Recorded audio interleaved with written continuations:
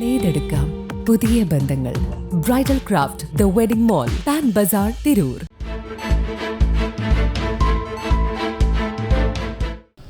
നമസ്കാരം. വെട്ടൻ ന്യൂസ് ക്യാപ്സ്യൂളിലേക്ക് സ്വാഗതം. എഴുത്തിനോടും കലകളോടും അതിയായ ഇഷ്ടമുള്ള ഒരു ബാലൻ.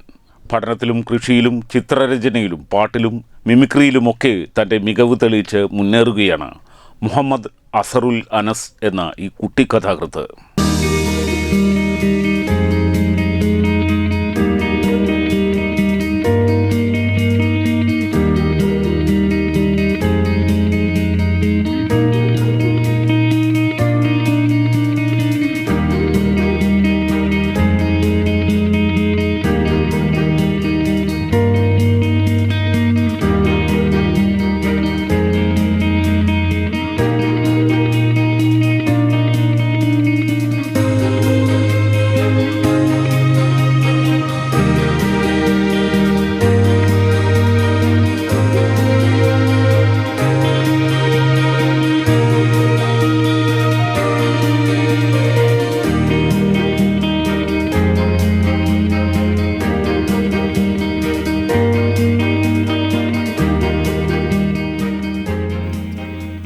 കഥാകൃത്തായി ഇതിനകം തന്നെ ശ്രദ്ധ നേടിയ മുഹമ്മദ് ഹസറുൽ അനസ് അങ്ങാടിക്കുരുവികൾ, തെരുവിലെ കൂട്ടുകാർ, കാടിന്റെ മക്കൾ എന്നീ 3 നോവലുകൾ രചിച്ചിട്ടുണ്ട്.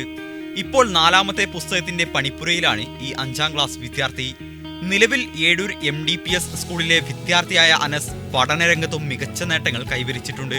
കഴിഞ്ഞ മദ്രസ പൊതുപരീക്ഷയിൽ ടോപ്പ്+ നേടി ശ്രദ്ധേയനായി. സാഹിത്യമേഖലയിലെ മികവിന് അക്ഷരച്ചെപ്പ് സംസ്ഥാന പുരസ്കാരം ഉൾപ്പെടെ നിരവധി അംഗീകാരങ്ങൾ അനസിനെ തേടിയെത്തി. കാർഷിക രംഗത്തും തന്റെ കഴിവ് തെളിയിച്ച ഈ ബാലപ്രതിഭയ്ക്ക് 2023 ഗ്രാമപഞ്ചായത്ത് കുട്ടി കർഷകൻ പുരസ്കാരവും ലഭിച്ചു.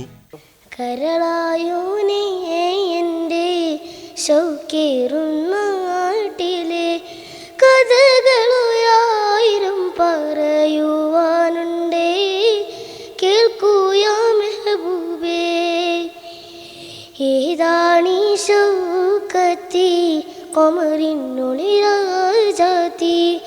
എങ്ങിങ്ങു വന്നിങ്ങു നീ ബദറൊളിയേ ചെന്നാത്തിൻ കതിരൊളിയേ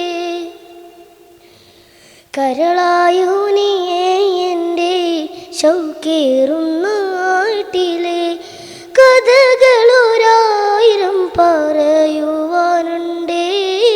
കേൾക്കൂയോ മെഹബൂബേ. എൻ്റെ ഇപ്പ ഒരു എഴുത്തുകാരനാണ്. അപ്പോൾ ഇപ്പം കഥ എഴുതുമ്പോൾ അമ്മച്ചോട് ചർച്ച ചെയ്യും പുതിയ കഥകളൊക്കെ. അപ്പം അത് കണ്ടിട്ടൊരു പ്രചോദനം. പോരാത്തതിന് ഇപ്പം ഇങ്ങനെ ട്രോഫി വാങ്ങിക്കൂട്ടുമ്പോൾ ഒക്കെ ഒരു ട്രോഫിക്കും വേണം അതുകൊണ്ട് ഞാനിങ്ങനെ എഴുതി തുടങ്ങി. ഫസ്റ്റത്തെ കഥ ഒന്നും അത്ര ഇതല്ലായിരുന്നു. പിന്നെ ഞാനിങ്ങനെ എഴുതി വലിയ ഇതായി. അങ്ങനെ ഇത് ഉമ്മച്ചി കത്തിക്കാൻ കൊണ്ടുപോകും, പേപ്പർ കത്തിക്കാൻ കൊണ്ടുപോകും, പേപ്പറിൽ എഴുതിയിരുന്നു.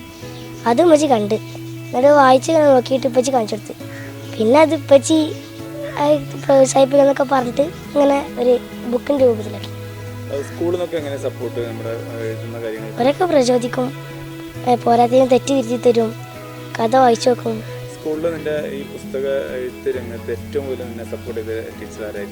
എൻ്റെ ഇപ്പോഴത്തെ വെച്ച് നോക്കുമ്പോൾ രശ്മ ടീച്ചറും LP ക്ലാസ്സിൽ നിന്ന് സ്കൂളിൽ നിന്ന് ഷെമീന ടീച്ചർ അത്യാവശ്യം നല്ല പ്രചോദിക്കുന്നു. ഫസ്റ്റ് എഴുതിയത് ഒരു കുരുവികളെ കുറിച്ചുള്ളതായിരുന്നു. അതിൽ ഇപ്പോഴത്തെ കാലഘട്ടത്തിലെ കുട്ടികൾ അവർ ലഹരി ഉപയോഗിച്ചിട്ട് ഒരു അമ്മനെ ട്രാക്ക് തള്ളിയിട്ട് കൊല്ലാണ്. അത് കുരുവികളോട് ഞാൻ കൊടുത്ത്. പിന്നെ ഉള്ളത് തെരുവിലെ കൂട്ടുകാരാണ്. അത് പിന്നെ തെരുവ് നായ്ക്കളെ ജീവിതം. പിന്നെ ലാസ്റ്റ് എഴുതിയത് കാടിൻ്റെ മക്കൾ. അത് ഇപ്പോൾ വലിയ ഹാജിമാരൊക്കെ ഉണ്ടാവും. അവരൊക്കെ ഇതുപോലെ വലിയ കൃഷിയൊക്കെ ചെയ്യും. എന്നിട്ട് അത് നല്ല കായ്ക്കും. എന്നിട്ട് ചുറ്റും വലൊക്കെ ഇടും മറ്റുള്ള ജീവികൾ വന്ന് തിന്നാതെക്കാൻ. എന്നിട്ട് അവരാണെങ്കിൽ പറിച്ചൊന്നുമില്ല, അവർ വിൽക്കും. മൊത്തം വിഷക്കടിച്ചിട്ടുണ്ടാവും. പിന്നെ ഈ വവ്വാലൊക്കെ വിഷം വെക്കും അവർ. അങ്ങനെ ഒരു ഹാജിയാർ അയാളെ വീട്ടിലേക്ക് ഒരു കുരങ്ങൻ കാട്ടിലെ ഭക്ഷണം ആദിവാസികൾ തീർക്കുകയാണ്. ചന്തയെ കൊണ്ടുപോയി വിറ്റ് തീർക്കുകയാണ്. കൊള്ളടക്കം ഒടിക്കുമ്പോൾ പിന്നെ ഇതൊക്കെ കൊള്ളടിക്കുക ഒടിച്ചാൽ പിന്നെ ഉണ്ടാവില്ല. അങ്ങനെ കാട്ടിൽ ഭക്ഷണം തീർന്നപ്പോൾ നാട്ടിലിറങ്ങിയപ്പോൾ ആദ്യം കണ്ടത് ഒരു ഹാജിയാർ വീടാണ്. ആ ഹാജിയാർ വീട്ടിലാണ് മൊത്തം ഇതുപോലെ ഭയങ്കര കൃഷികളാണ്. അങ്ങനെ അതിൽ കയറിയപ്പോൾ ഒരു തോട്ടം.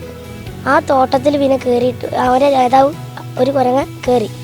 അങ്ങനെ ആ കുരങ്ങനെ ഹാജർ കണ്ട് ഹാജർ അതിനെ ഹാജർ കൂട്ടുകാരൊക്കെ പാടും കൂട്ടി എറിഞ്ഞ് കൊല്ലാൻ രീതിയിലാക്കി കാട്ടിക്ക് ഒറ്റ അങ്ങനെ കാട്ടുന്ന ഒന്നിച്ച് അവരെ എല്ലാവരും കാത്തിരിക്കുകയാണ്. പോയിട്ട് കുറേ നേരമല്ല, അങ്ങനെ കാത്തിരുന്ന് അവരെ എത്തുകയാണ്.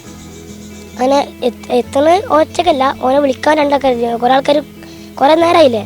അപ്പോൾ ഇവർ പേടിച്ചിട്ട് രണ്ടാൾക്കാരെ പറഞ്ഞു വെച്ചിരുന്നു അവരെ കൊണ്ടുവരാൻ.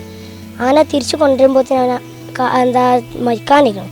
പിന്നെ അവിടെ ഒരു സഭ, അവരെ സഭ, അതിൽ ഇരുന്നിട്ട് അവൻ്റെ അമ്മൻ്റെ മടി കന്നിട്ട് എല്ലാം ഉണ്ട് അതൊക്കെ പറഞ്ഞിട്ട് അവരും ആ അപ്പുക്കുരങ്ങ് മരിക്കുകയാണ്. പിന്നെ അവരെ റിവെഞ്ച്, ഹാജറായിട്ടുള്ള റിവെഞ്ച്, അതാണ് ആ കഥയിൽ. 4ാമത്തെ പുസ്തകം എൻ്റെ വല്യപ്പാൻ്റെ ഒരു ഇതാണ്. അവിടെ മഞ്ചേരി ആ ഭാഗത്ത് നല്ല കൃഷി ചെയ്യും അവിടുത്തെ വല്യപ്പാരൊക്കെ. അപ്പോൾ അവിടുത്തെ എൻ്റെ വല്യപ്പാൻ്റെ ഒരു വലിയ പാടമുണ്ട്, വലിയ പാടമില്ല, അത്യാവശ്യം ചെറിയൊരു വലിയ പാടം, അതിൽ കൃഷി ചെയ്യും. അപ്പോൾ അമ്മച്ചി ഇങ്ങനെ അതൊക്കെ നോക്കിക്കുമ്പോൾ അവിടേക്കൊക്കെ പോകുമ്പോൾ അമ്മച്ചി കുറേ പണ്ടത്തെ ചരിത്രം പറയും, പൂട്ടും.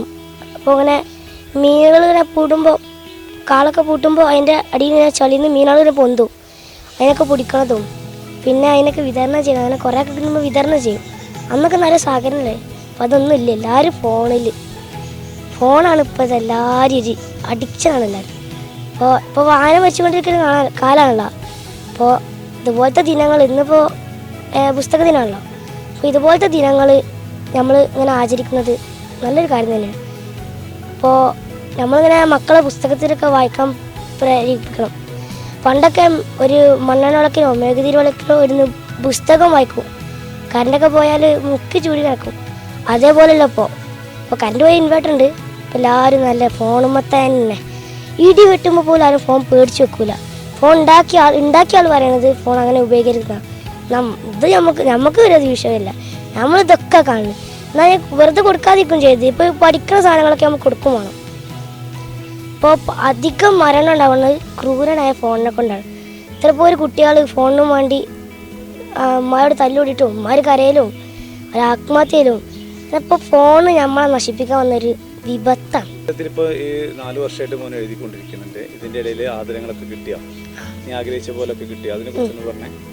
കുറേ കിട്ടിയതും ഇതുവരെ കിട്ടിയതൊക്കെ ആയിട്ട്.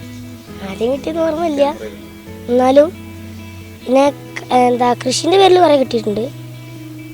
അപ്പോൾ കുറേ കിട്ടി. ഇപ്പം ഇതിൻ്റെ ഒരു വ്യക്തമായ കണക്കില്ല.